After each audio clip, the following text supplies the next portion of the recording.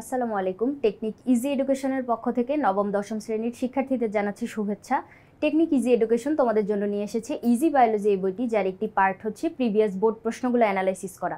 এখানে previous board প্রশ্ন analysis করার সাথে সাথেও তোমাদের জন্য আরও সমাধান করে দেওয়া আছে অনুশীলনের প্রশ্নগুলো, এছাড়াও বিগত বছরে আসা এমসিকিউ প্রশ্নগুলো, বেসিক পার্ট রয়েছে, এছাড়াও রয়েছে রোড টু মিশন 100 এবং রোড টু মিশন সাইক্লোনের মতো সাজেশন, যা তোমার বায়োলজির ভয়টাকে জয় করে বায়োলজি পড়াটাকে তোমার পরীক্ষার জন্য আরও জোরদার করবে বলে আমি মনে করি। তুমি দেখতেই পাচ্ছ আমাদের এই বইটাতে আরও সংযোজিত আছে কিউআর কোড, যেটা স্ক্যান করার মাধ্যমে তুমি যাতে এই প্রশ্নটা আরেকটু সহজে বুঝতে পারো, আরেকটু সহজে যাতে আয়ত্ত করতে পারো, যার জন্যই আমাদের এই প্রচেষ্টা। আমাদের এই বইটাতে অসংখ্য কিউআর কোড রয়েছে, যে কোনো সমস্যার সাথে অথবা প্রশ্নের সাথে তুমি একটি করে কিউআর কোড পাচ্ছ।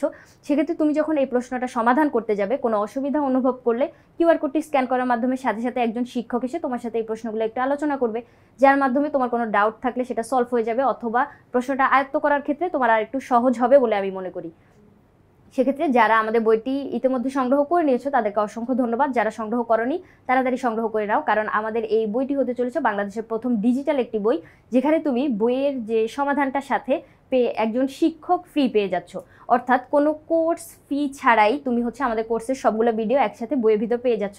তাহলে এটা তোমাদের জন্য সুবিধা হবে বলে আমি মনে করি। অর্থাৎ বায়োলজি পড়াটা, অথবা আমাদের শুধু বায়োলজি নয়, এক্ষেত্রে আমাদের easy math, easy higher math, easy physics, chemistry আরও বইগুলো রয়েছে। তোমরা চাইলে তোমাদের পরীক্ষায় ভালো ফলাফল করার জন্য অথবা তোমাদের পড়াশোনাটাকে আরেকটু সহজ করার জন্য আমাদের এই বইগুলো সংগ্রহ করে নিতে পারো। চলো আজকের পর্বে আমরা চট্টগ্রাম বোর্ড 2019 সালে আসা একটি প্রশ্ন নিয়ে তোমাদের সাথে আলোচনা করি। দেখো তো উদ্দীপক হিসেবে এখানে কি বলা আছে, পি কিউ আর 3টা চিত্র দেওয়া আছে, তাই না? এই চিত্রগুলা চলো একটু অ্যানালাইসিস করি। একটা কোষ, মাতৃকোষ, যেখান থেকে 4টা অপত্য কোষ সৃষ্টি হয়েছে। তাহলে একটা মাতৃকোষ থেকে 4টা অপত্য কোষ সৃষ্টি হওয়ার পর ওদের ভিতরে দেখো ক্রোমোজোম সংখ্যা মাতৃকোষের অর্ধেক। মাতৃকোষে কয়টা ক্রোমোজোম আছে? এখানে 2টা, তাহলে 2 এর অর্ধেক, একটা করে আছে ক্রোমোজোম। তাহলে একটা মাতৃকোষ থেকে 4টা অপত্য কোষ সৃষ্টি হইলে ওই অপত্য কোষগুলোতে মাতৃকোষের অর্ধেক সংখ্যক ক্রোমোজোম আছে। তাহলে আমরা বুঝতে পারতেছি এটা হচ্ছে তোমার মিওসিস কোষ বিভাজনটা বুঝাইছে, তাই না? মিওসিস কোষ বিভাজন। এরপরে চিত্র কিউতে কি বলছে দেখো তো, একটা মাতৃকোষ যেখানে 2টা ক্রোমোজোম আছে, এরপরে একটা মাতৃকোষ থেকে 2টা অপত্য কোষ সৃষ্টি হয়েছে, যে অপত্য কোষগুলোর ভিতরেও তোমার 2টা করে ক্রোমোজোম আছে, তাই না? তাহলে তুমি বুঝতে পারতেছো এটা হচ্ছে মাইটোসিস কোষ বিভাজন।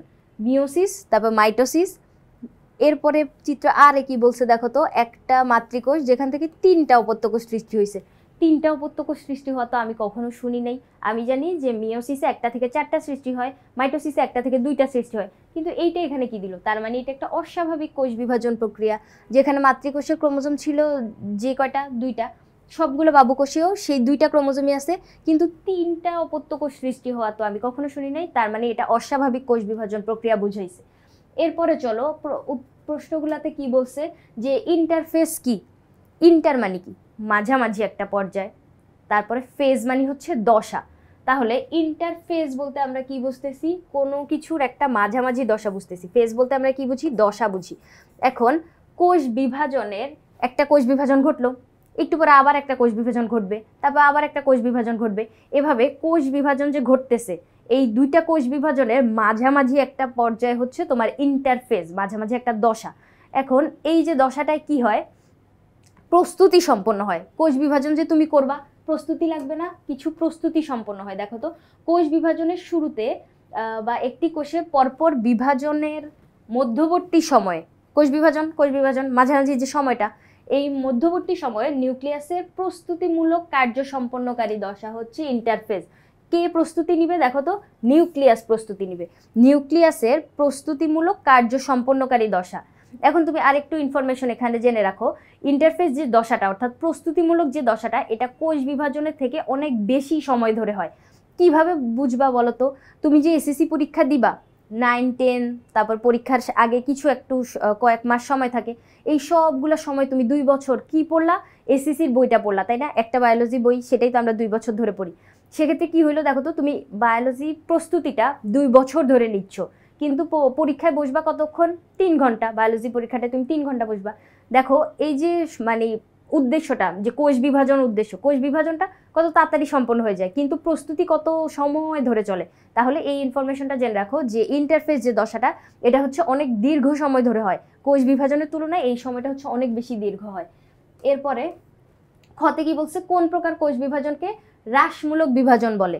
এখন হ্রাসমূলক বিভাজন বললেই আমরা বুঝি হচ্ছে মিওসিস কোষ বিভাজন, তাই না? মিওসিস কোষ বিভাজনকে হ্রাসমূলক কেন বলা হয়? এইখানে দেখো উদ্দীপকেই তো আমরা দেখতে পাচ্ছি, এটা মিওসিস ছিল না, চিত্র পিটা ওর দিকে তাকাও তো, একটা মাতৃকোষ ছিল, মাতৃকোষ থেকে 4টা অপত্য কোষ সৃষ্টি হয়েছে, ঠিক আছে, সৃষ্টি হইলো, সমস্যা কি? কিন্তু হ্রাসমূলক কেন বলবো? এখানে দেখো তো তোমার ক্রোমোজোম সংখ্যা অর্ধেক হয়ে গেছে না? ক্রোমোজোম সংখ্যা মাতৃকোষের ক্রোমোজোম সংখ্যার অর্ধেক হয়ে যাবে। এখানে 2টা ছিল, এখানে একটা করে হয়েছে, তাহলে মাতৃকোষের ক্রোমোজোম সংখ্যার অর্ধেক দেখা দেয়। এই কারণ এই বিভাজন প্রক্রিয়ায় একটি প্রকৃত কোষ বিশেষ প্রক্রিয়ার মাধ্যমে বিভক্ত হয়ে 4টি অপত্য কোষে পরিণত হয়। এই প্রক্রিয়ায় নিউক্লিয়াস 2বার আর ক্রোমোজোম 1বার বিভক্ত হয়, ফলে অপত্য কোষের ক্রোমোজোম সংখ্যা মাতৃকোষের ক্রোমোজোম সংখ্যার অর্ধেক হয়ে যায়। নিউক্লিয়াস 2বার বিভাজিত হইলেও ক্রোমোজোম শুধুমাত্র 1বার বিভাজিত হয়। 1বার বিভাজিত হইলে ওই যে মানে ঘাটতি দেখা দেয় আর কি, মাতৃকোষের যে ক্রোমোজোম ছিল আর অপত্য কোষগুলোর হচ্ছে ক্রোমোজোমে হচ্ছে তারতম্য দেখা দেয়, বা অপত্য কোষগুলোতে ক্রোমোজোম অনেক কম থাকে। যেহেতু ক্রোমোজোম হ্রাস পাচ্ছে সেহেতু আমরা এটাকে কি বলবো, হ্রাসমূলক বিভাজন বলবো। এরপরে গ নাম্বারে কি বলছে দেখো তো, গ নাম্বারে বলছে চিত্র আর এর বিভাজনের ফলে কি সমস্যা সৃষ্টি হতে পারে। চিত্র আর কি ছিল আমাদের, অস্বাভাবিক কোষ বিভাজন ছিল। এখন অস্বাভাবিক কোষ বিভাজন প্রক্রিয়া যদি মানে তোমার দেহে সংঘটিত হয় সেক্ষেত্রে কি সমস্যা সৃষ্টি হবে? সমস্যা তো অবশ্যই দেখা দিবে, কারণ ও অস্বাভাবিক, ও ঘটলেই তো অস্বাভাবিক কাজকর্ম হবে। তাহলে এই যে অস্বাভাবিক কোষ বিভাজনের ফলে কিন্তু তোমার টিউমার বা ক্যান্সার সৃষ্টি হতে পারে। অর্থাৎ প্রথমে টিউমার সৃষ্টি হবে, টিউমার যখন প্রাণঘাতী আকার ধারণ করবে সেক্ষেত্রে আমরা এটাকে কি বলবো, ক্যান্সার কোষ বলবো।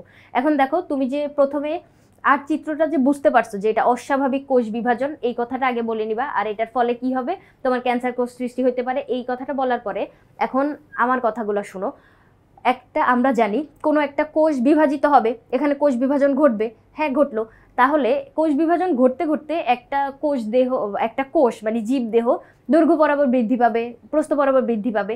এখন মনে করো আমার হাত, এটা হচ্ছে এরকম একটা কোষ বিভাজন ঘটার মাধ্যমে তো হচ্ছে বৃদ্ধিপ্রাপ্ত হয়েছে, তাহলে এটা নির্দিষ্ট একটা জায়গায় যেয়ে থেমে যাবে। অর্থাৎ একটা নিয়ন্ত্রণকারী জিন বা প্রোটিন থাকে, একটা নিয়ন্ত্রণকারী প্রোটিন থাকে, যে প্রোটিনটা তোমার কোষ বিভাজনটা নিয়ন্ত্রণ করবে, যে হ্যাঁ এই হাতটা এতটুকুই লম্বা হওয়ার ছিল, এখন হচ্ছে তুমি থেমে যাও।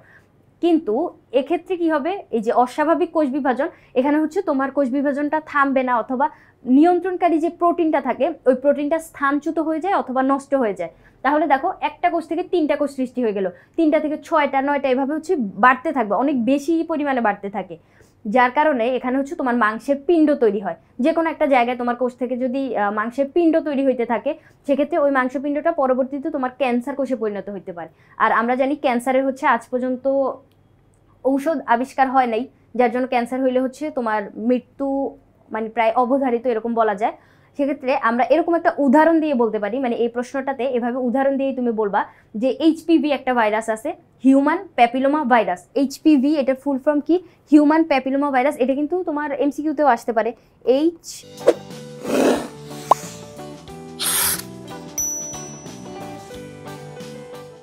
হিউম্যান প্যাপিলোমা ভাইরাস, এই যে হিউম্যান প্যাপিলোমা ভাইরাস এটা কোথায় হয়, নারীদের দেহে জরায়ুমুখ টিউমার সৃষ্টি হয় বা জরায়ুমুখ ক্যান্সার সৃষ্টি হওয়ার জন্য এই ভাইরাসটা হচ্ছে কাজ করে।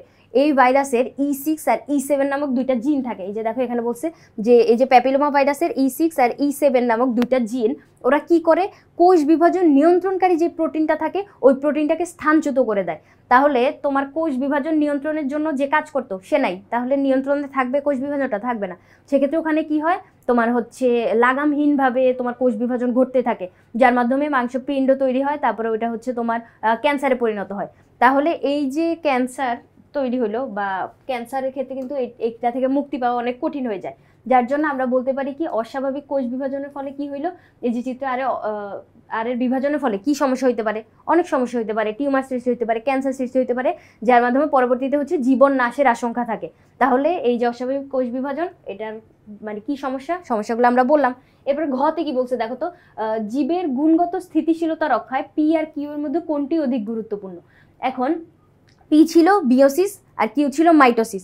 এই 2টা কোষ বিভাজনের ভিতরে কি বলছে, জীবের গুণগত স্থিতিশীলতা রক্ষায়। গুণগত স্থিতিশীলতা রক্ষায় বলতে তোমার ভিতরে একটা গুণাগুণ আছে, কিছু বৈশিষ্ট্য, সব জীবের ভিতরে বা সব কোষের ভিতরে একটা নির্দিষ্ট বৈশিষ্ট্য আছে। এই বৈশিষ্ট্যটা তোমার পরবর্তী প্রজন্মে যাবে, একটা কোষ থেকে আরেকটা কোষ যে সৃষ্টি হচ্ছে ওই কোষে যাবে, ওই কোষ থেকে আবার আরেকটা কোষে যাবে, এভাবে কোষ বিভাজনের মাধ্যমে বৈশিষ্ট্যগুলো যখন সঞ্চারিত হবে সেক্ষেত্রে স্থিতিশীলতা রক্ষা বলতে বুঝাইছে একদম হুবহু এই বৈশিষ্ট্যটাই হচ্ছে থাকতে হবে। সেক্ষেত্রে আমরা মাইটোসিসের ক্ষেত্রে এটা দেখতে পাই যে মাইটোসিসের ক্ষেত্রে গুণগত স্থিতিশীলতা বজায় থাকে বা রক্ষিত হয়। কিভাবে? এই যে তুমি আমরা উদ্দীপকের যে চিত্রটা দেখতে পাইছি ওখানেই তো এরকম হয়। এখানে দেখো 2n সংখ্যক একটা মাতৃকোষ ছিল, এই মাতৃকোষটা বিভাজিত হয়ে দুইটা অপত্যকোষ সৃষ্টি করবে। ঠিক আছে, করলো, একটা অপত্যকোষ দুইটা অপত্যকোষ। এখন যে দেখো এই যে দুইটা অপত্যকোষের ক্রোমোজোম সংখ্যা হুবহু সেম না? মাতৃকোষে 2n ছিল, এখন মাতৃকোষটা বিভাজিত হয়েছে, এরপরও 2n সংখ্যক আছে, তার মানে সমান সমান ক্রোমোজোম তোমার এই যে সৃষ্ট নতুন অপত্যকোষগুলোতেও আছে। এই যে অপত্যকোষে যে তোমার এই ক্রোমোজোমের যে সমান সমান মানে অবস্থা আমরা দেখতে পাচ্ছি, সমান সমান ক্রোমোজোম থাকার কারণে কিন্তু বৈশিষ্ট্যগুলো সমান সমান হয়।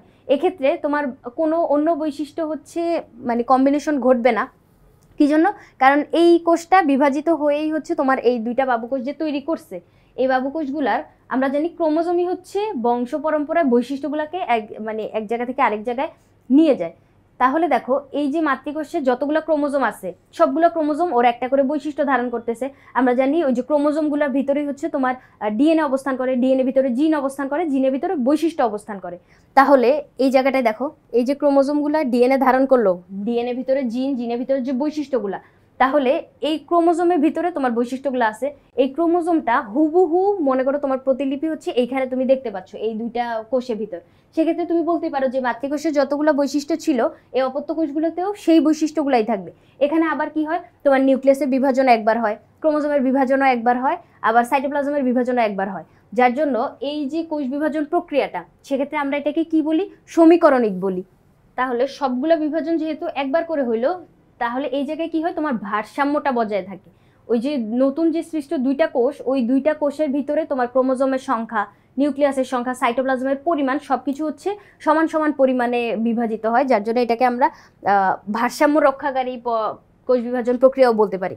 তাহলে এই যে মাইটোসিস কোষ বিভাজনটা হইলো, এই কোষ বিভাজনের মাধ্যমে তোমার মাতৃদেহের যে গুণগুলা ছিল সবগুলা হচ্ছে মানে একদম সমান সমানভাবে আমরা মানে পরবর্তী কোষগুলোর ভিতরে দেখতে পাই। এছাড়াও মিওসিস কোষ বিভাজনটা যদি পড়ি, দেখো তো মিওসিস কোষ বিভাজনের মাধ্যমে আমরা কি জানি, একটা মাতৃকোষ থেকে 4টা অপত্যকোষ সৃষ্টি হয়। ওই 4টা অপত্যকোষের ভিতর তোমার ক্রোমোজোম সংখ্যা অর্ধেক থাকে। ওই যে উদ্দীপকে দেখলাম না কিরকম ছিল, একটা মাতৃকোষ থেকে 4টা অপত্যকোষ সৃষ্টি হয়েছিল। এখানে যদি 2n হয়, এই জায়গায় আমরা n সংখ্যক 4টা কোষ পাচ্ছি। তাহলে n সংখ্যক যেহেতু হ্যাপ্লয়েড ক্রোমোজোম পাচ্ছি, তাহলে তুমি দেখতে পাচ্ছ যে মাতৃকোষের ক্রোমোজোম সংখ্যা অর্ধেক হয়ে গেছে। এখানে যেহেতু ক্রোমোজোম সংখ্যা অর্ধেক হয়ে গেছে, তাহলে তো বৈশিষ্ট্য কোনোভাবে হচ্ছে সেম থাকবে না। কি জন্য? কারণ আমরা জানি ক্রোমোজোমগুলাই হচ্ছে তোমার বৈশিষ্ট্য ধারণ করে। তাহলে ক্রোমোজোমই এখানে পরিপূর্ণ নাই, তাহলে সবগুলা বৈশিষ্ট্য তো মানে সঞ্চারিত হবে না, এটা তো বুঝাই যাচ্ছে। সেক্ষেত্রে এখানে কি লিখছে দেখো তো, মিওসিস কোষ বিভাজনের মাধ্যমে উদ্ভিদ প্রাণীর ডিপ্লয়েড জনন মাতৃকোষ বিভাজিত হয়ে 4টি হ্যাপ্লয়েড জননকোষ সৃষ্টি করে। 2n থেকে n হয়ে যায়, তাও আবার 4টা কোষ তৈরি হয়, সেগুলোতে অর্ধেক অর্ধেক ক্রোমোজোম। এখন কি বলছে, জননকোষের ক্রোমোজোম সংখ্যা জনন মাতৃকোষের অর্ধেক হয়। আবার যখন দুটি হ্যাপ্লয়েড জননকোষের মিলন ঘটে তখন জাইগোট 2n সৃষ্টি হয়, অর্থাৎ ডিপ্লয়েড হয়। এভাবে মিওসিস কোষ বিভাজনের মাধ্যমে প্রত্যক্ষভাবে জীবদের ক্রোমোজোম সংখ্যা ধ্রুব থাকে। ক্রোমোজোম সংখ্যা ধ্রুব থাকলেও এখানে হচ্ছে তোমার বৈশিষ্ট্যগুলো ধ্রুব থাকে না। কি জন্য? এই যে এই কথাটা বুঝাইছে, দেখো তো এখানে যে আমরা n সংখ্যক ক্রোমোজোম পাইলাম, আবার মাতা দেহ থেকে একটা n আসবে, পিতা দেহ থেকে একটা n আসবে। এখন n সংখ্যক ক্রোমোজোম এই দুইটা মিলে গিয়ে কি হবে, 2n সংখ্যক ক্রোমোজোম হবে, যেটা আগে হচ্ছে মাতৃদেহে ছিল। মাতৃদেহে যে ডিপ্লয়েড সংখ্যক ক্রোমোজোম ছিল, যেটা মিওসিস কোষ বিভাজনের মাধ্যমে অর্ধেক হইল, কিন্তু অর্ধেক হওয়ার পরে তোমার এই জায়গাটায় জাইগোটে হচ্ছে 2n তুমি পাইলা। তার মানে পূর্বে মাতৃকোষে যেই সংখ্যক ক্রোমোজোম ছিল অতটুকু ক্রোমোজোম তুমি পাইলা, কিন্তু এক্ষেত্রে ক্রোমোজোম সংখ্যা সমান থাকলেও বৈশিষ্ট্যগুলো সমান থাকবে না। কি জন্য? দেখো তো দুইটা জীবদেহ থেকে এখানে দুইটা ক্রোমোজোম, এই যে মাতা দেহ থেকে একটা আসলো, পিতা দেহ থেকে একটা আসলো, তাহলে দুইজনের বৈশিষ্ট্যের কম্বিনেশনে এই জাইগোটটা গঠিত হইল না। সেক্ষেত্রে এই জায়গায় কিন্তু তোমার বৈশিষ্ট্যগুলো ধ্রুব থাকবে না, ক্রোমোজোম সংখ্যা ধ্রুব থাকবে। যার জন্য আমরা বলতে পারি কি, যে মাইটোসিস কোষ বিভাজনের মাধ্যমে তোমার হচ্ছে এই যে এখানের স্থিতিশীলতা রক্ষার কথা যেটা বলছে, স্থিতিশীলতা রক্ষার ক্ষেত্রে মাইটোসিস কোষ বিভাজনটা হচ্ছে অধিক গুরুত্বপূর্ণ ভূমিকা পালন করে। দেখো পি হচ্ছে মিওসিস ছিল আর কিউ ছিল আমাদের মাইটোসিস। গুণগত স্থিতিশীলতা রক্ষার ক্ষেত্রে কিউ অর্থাৎ মাইটোসিস বিভাজনটা অধিক গুরুত্বপূর্ণ ভূমিকা রাখে। এখন তুমি যে এই যে এরকম যখন প্রশ্নগুলো আসবে যে পি আর কিউ এর ভিতর কে এই কাজটা করবে, কে গুরুত্বপূর্ণ ভূমিকা পালন করবে, এই কথাগুলো চেষ্টা করবো হচ্ছে একদম শুরুর যে জ্ঞানমূলক চরণটা থাকবে ওখানে হচ্ছে বলে দেওয়ার। এরকম কখনোই করবা না যে মাইটোসিস আর মিওসিসের ভিতরে কোন বিভাজনটা স্থিতিশীলতা রক্ষায় গুরুত্বপূর্ণ সেটা নিচে বর্ণনায় বলা হলো।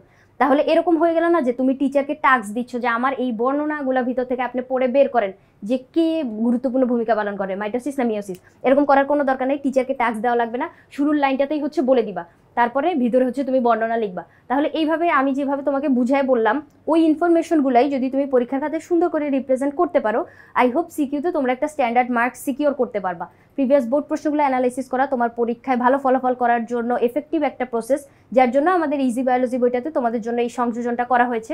তোমরা চাইলে কিন্তু আমাদের ইজি বায়োলজি বইটা সংগ্রহ করে নিতে পারো। আজকের পর্ব এই পর্যন্তই, পরবর্তী পর্ব দেখার আমন্ত্রণ রইল। ধন্যবাদ সবাইকে।